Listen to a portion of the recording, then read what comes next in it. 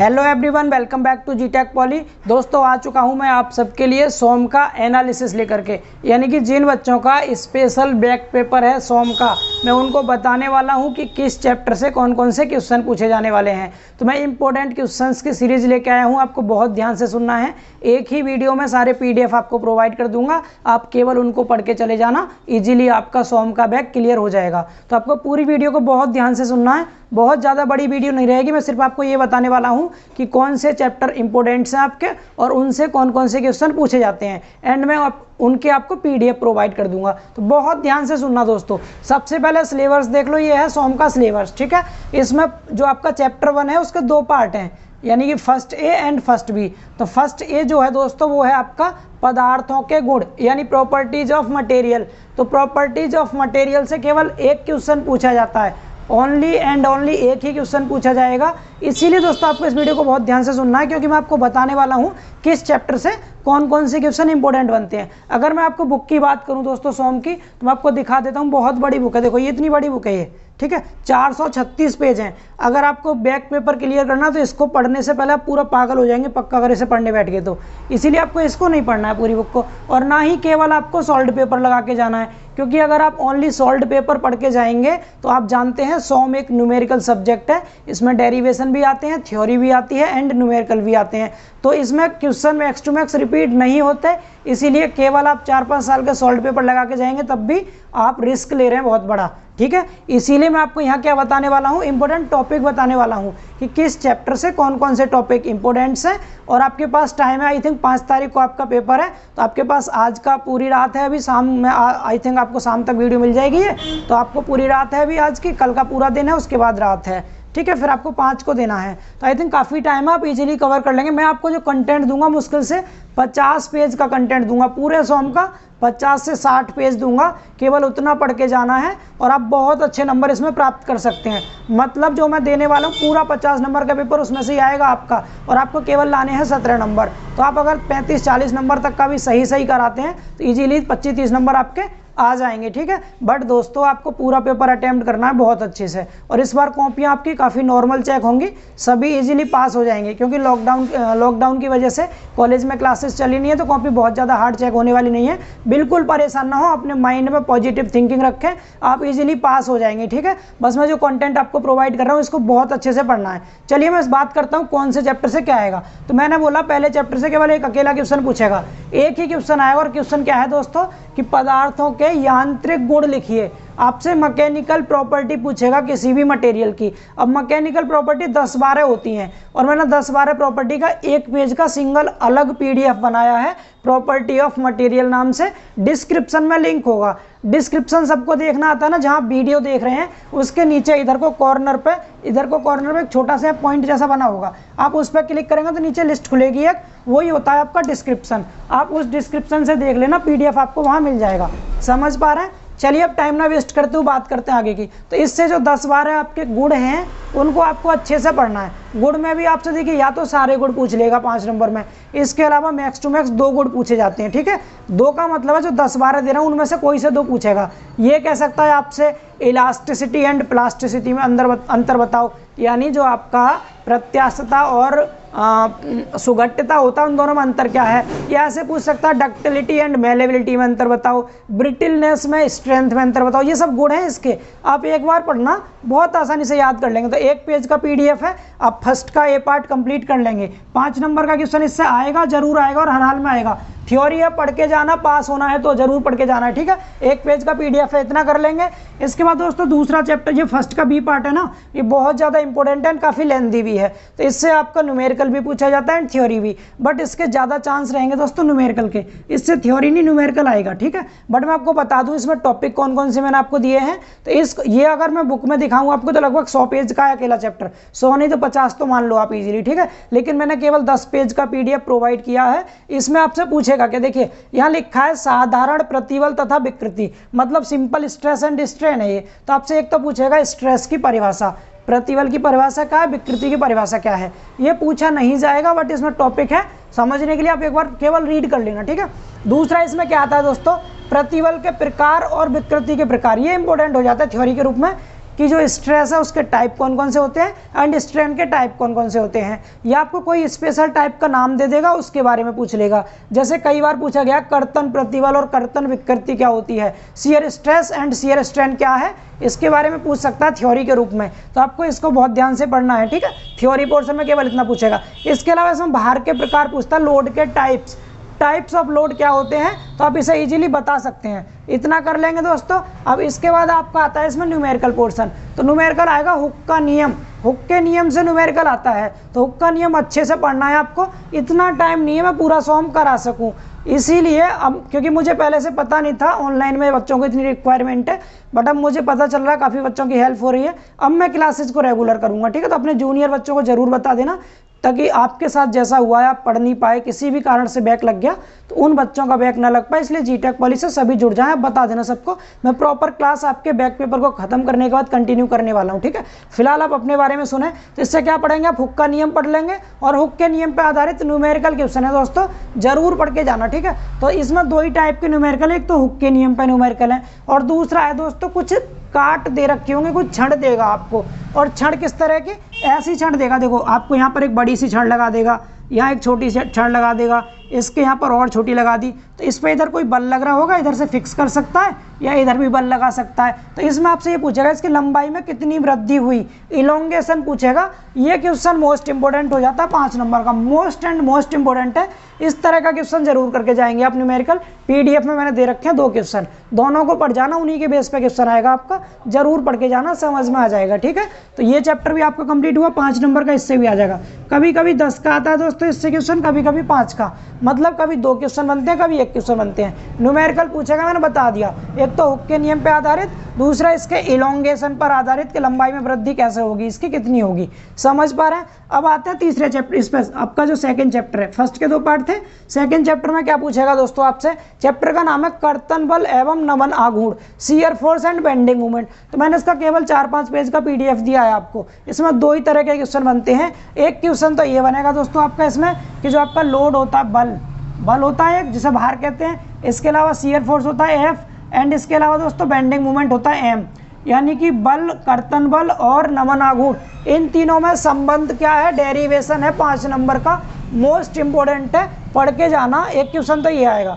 दूसरा क्वेश्चन इससे केवल ये बनता है एसएफडी एंड बीएमडी, यानी कर्तन बल आरेख और नमन आघूर्ण आरेख, shear force diagram and bending movement diagram का क्वेश्चन पूछा जाता है न्यूमेरिकल के फॉर्म में। इसके अलावा स्टैंडर्ड केस होते हैं, 2 ही तरह की बीम पे ज़्यादा पूछता है। एक तो सिंपली सपोर्टेड बीम पे पूछेगा आपसे, इसके अलावा आपसे कैंटिलीवर बीम पे भी पूछ सकता है, ठीक है। तो आपको क्या करना है, एसएफडी बीएमडी मैंने दे रखा है पीडीएफ, 5-6 पेज का है, मुश्किल से जल्दी से कवर कर लो और ये चैप्टर आपका 5 नंबर का कवर हो जाएगा।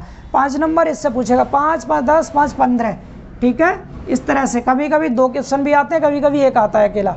कर लेंगे इतना काम। 2 ही क्वेश्चन बताए हैं मैंने इससे, कौन से, WF और M में संबंध क्या है, इसके अलावा SFD एंड BMD कैसे ड्रॉ करते हैं। आपको क्वेश्चन देगा, उसको आपको उसका न्यूमेरिकल सॉल्व करके ड्रॉ करने को कहेगा, आप कर लेंगे इसे, ठीक है।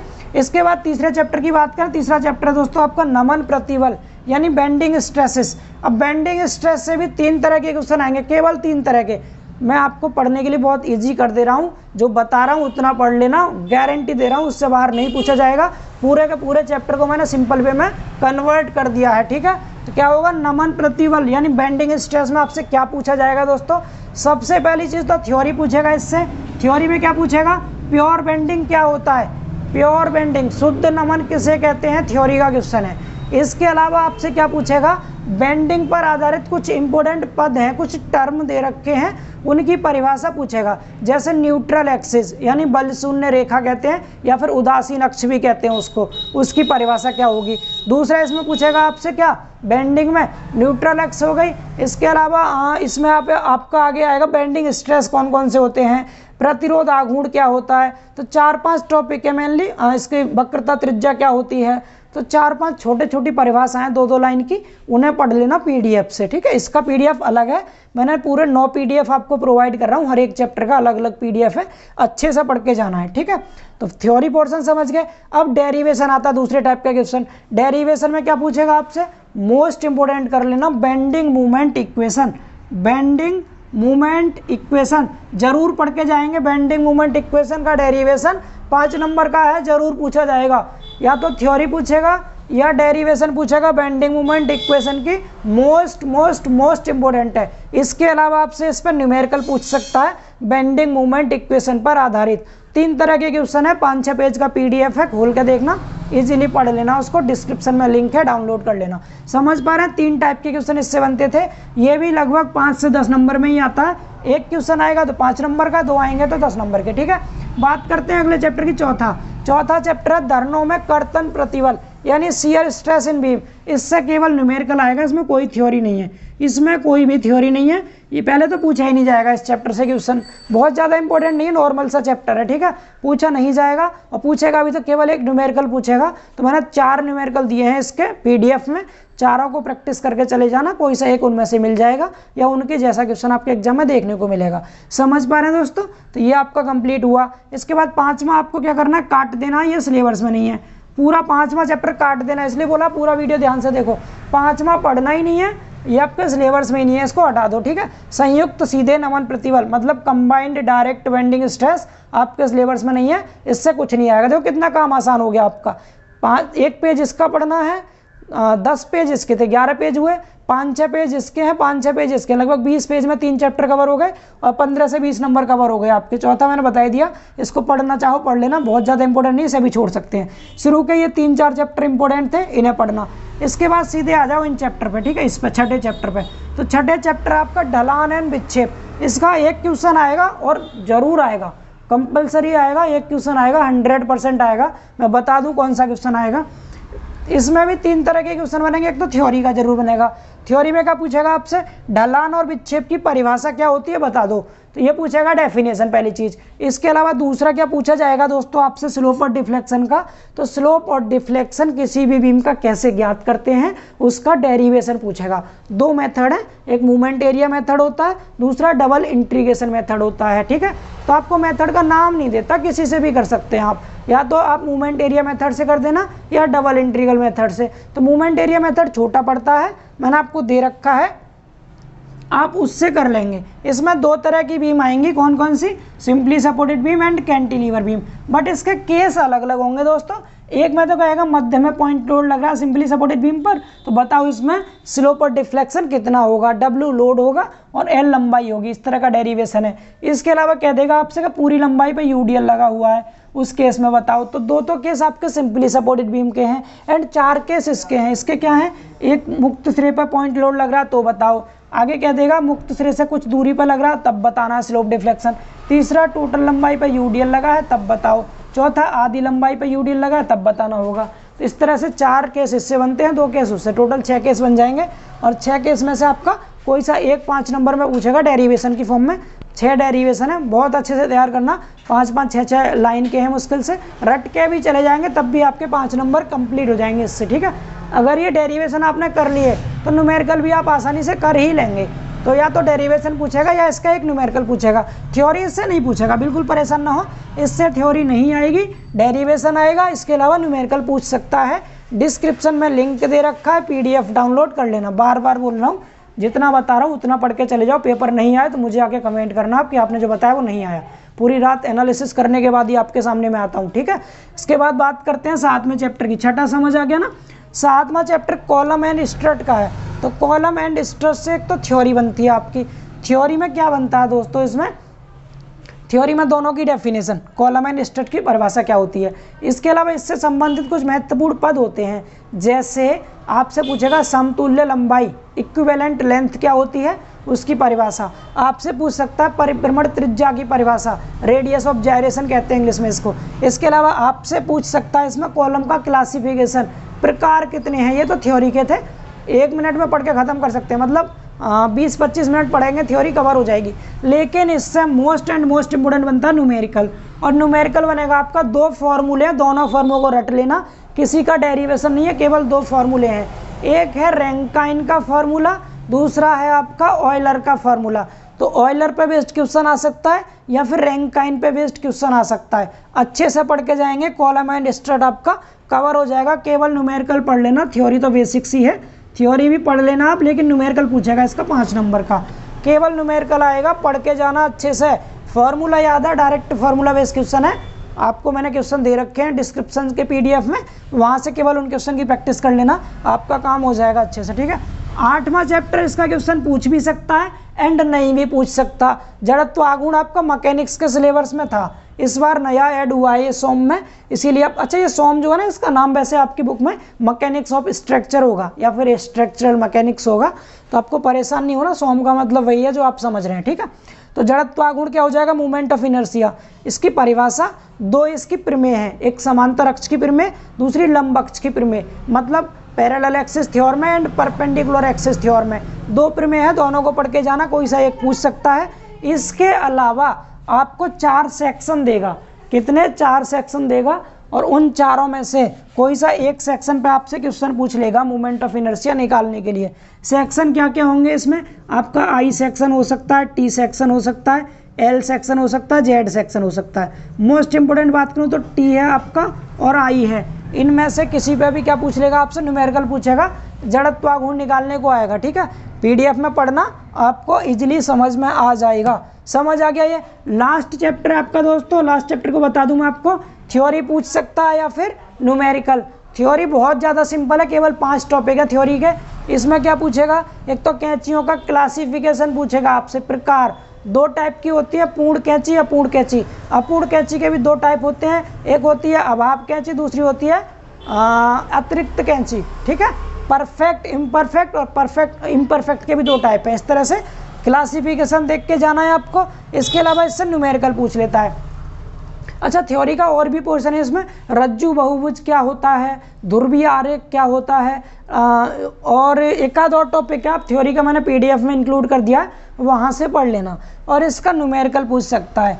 कैंची बना के देगा, कोई त्रिभुज जैसी शेप होती है कैंची की, ट्रायंगल शेप में देगा, और आपसे कहेगा इसके जो अवयव हैं, ऐसे कैंची दे देगा कोई भी, ठीक है। और आपसे क्या कहेगा, इसके जो अवयव हैं, इनके अवयव में कितना तनाव या संपीड़न बल उत्पन्न होगा, ये आपको बताना है प्रत्येक अवयव में। तो जॉइंट मेथड से कर लेना। मैंने 2 क्वेश्चन दिए हैं, 2 नहीं एक ही क्वेश्चन दिया, उसको पढ़ के चले जाना, वही क्वेश्चन आएगा या उसके जैसा आ जाएगा, ठीक है। तो ये भी कवर हो गया। समझ पा रहे हैं आप। तो मैंने आपको पूरे 9 PDF प्रोवाइड किए हैं, सबको बहुत बारीकी से पढ़ना है। अभी आपको वीडियो मिल जा रही है, टाइम कितना समथिंग 4-5 बजे तक आपको वीडियो मिल जाएगी, 5 मान लो आप मैक्स टू मैक्स। 5 बजे तक अगर आपको वीडियो मिलती है तो 5 के बाद आप शाम को 2 घंटे पढ़ लेना, 7 से 9 तक। रात को थोड़ा बहुत पढ़ना, मॉर्निंग में उठ के पढ़ लेना, ठीक है। तो आप क्या करना, पहले इजी पोर्शन कवर करना। सबसे पहले तो अभी के अभी वीडियो कंप्लीट होते ही ये वाला PDF पढ़ के खत्म कर दो फटाफट से, 5 नंबर पक्के हो गए। इससे क्या होता है, कॉन्फिडेंस डेवलप होता है हमारे अंदर।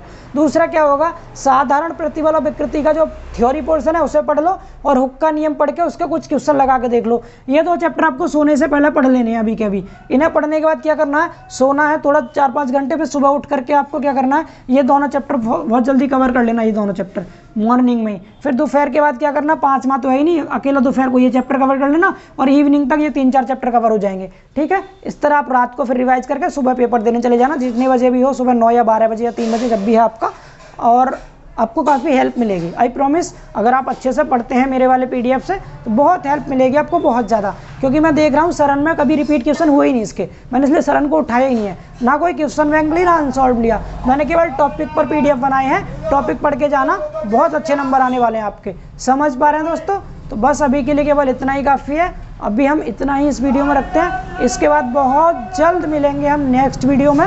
इसकी प्रैक्टिस कीजिए दोस्तों, प्लीज़ करके ऐसे जुड़े रहना है आपको GTech पॉली के साथ, एंड अपना प्यार बनाए रखना है। बहुत जल्द मिलते हैं फिर नेक्स्ट वीडियो में, तब तक के लिए बाय बाय, टेक केयर।